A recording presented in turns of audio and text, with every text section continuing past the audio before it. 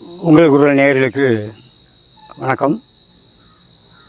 அந்த கரூரில் நடந்த இந்த துயர சம்பவம் சம்பந்தமாக சென்னை உயர்நீதிமன்றத்தில் ஒரு நபர் தொடுத்திருந்த பொதுநல வழக்கு அடிப்படையில் அது விசாரணைக்கு வந்தது. இதை விசாரித்த நீதியரசர் செந்தில்குமார் அவர்கள்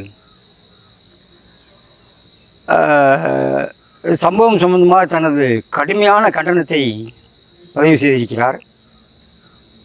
பல்வேறு கேள்விகளை தபாக கட்சியினரிடம் கேட்டிருக்கிறார். கடுமையான விமர்சனங்கள் வைத்திருக்கிறார்.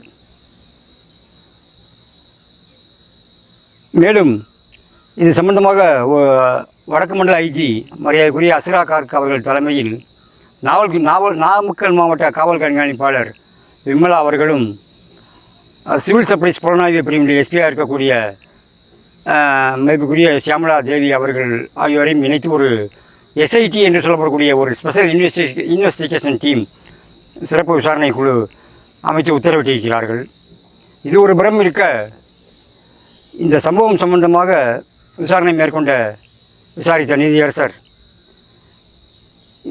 இந்த தமிழக வெற்றி கழகம் போன்ற கட்சிகள் இதெல்லாம் என்ன மாதிரி கட்சிகள், வாட் கைண்ட் ஆஃப் பார்ட்டிஸ் என்று தனது கடுமையான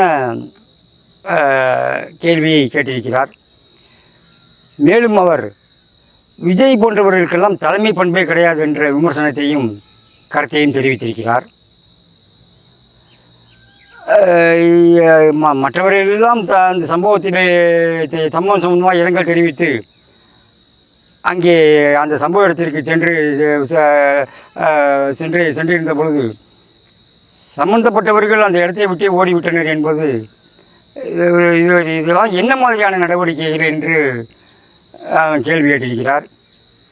மேலும் இந்த நாமக்கல் மாவட்டத்தில் விஜய் பரப்புரையின் போது அவரது வாகனத்தின் மீது யதார்த்தமாக மோதி நிலை தடுமாறிய அந்த இளைஞருடைய நிலைமை சம்பந்தமாக காவல்துறை என்ன நடவடிக்கை எடுத்திருக்கிறது, ஏன் விஜயுடைய பரப்புரை வாகனத்தை கைப்பற்றவில்லை, பறிமுதல் செய்யவில்லை என்றெல்லாம் கடுமையான கேள்விகளை கேட்டிருக்கிறார்கள்.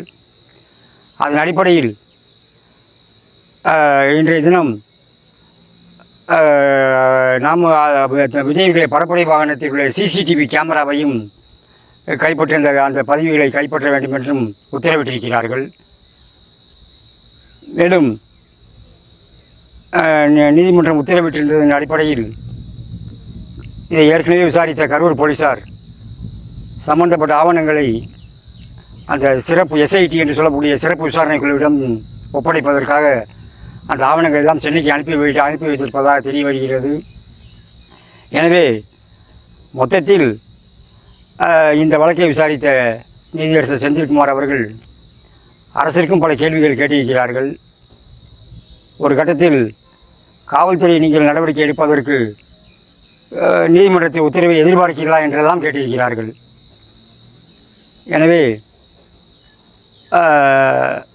இதற்கு மேல் இதில் ஒன்றும் சொல்வதற்கு இல்லை. ஒருபுறம் தமிழக அரசு நியமித்திருக்கக்கூடிய அந்த ஒரு நபர் ஆணையம் விசாரித்து கொண்டிருக்கிறது. தேசிய தாழ்த்தப்பட்டோர் ஆணையம் அந்த குழு ஒருபுறம் விசாரித்து கொண்டிருக்கிறது.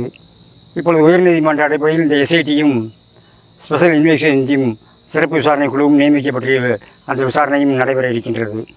எனவே இந்த விசாரணையின் அனைத்து விசாரணையின் முடிவில்தான் உண்மை சம்பவம் என்ன, இந்த சம்பவத்திற்கு யார் பொறுப்பு, என்னவென்னெல்லாம் நடந்தது என்பது தெரிய வரும்.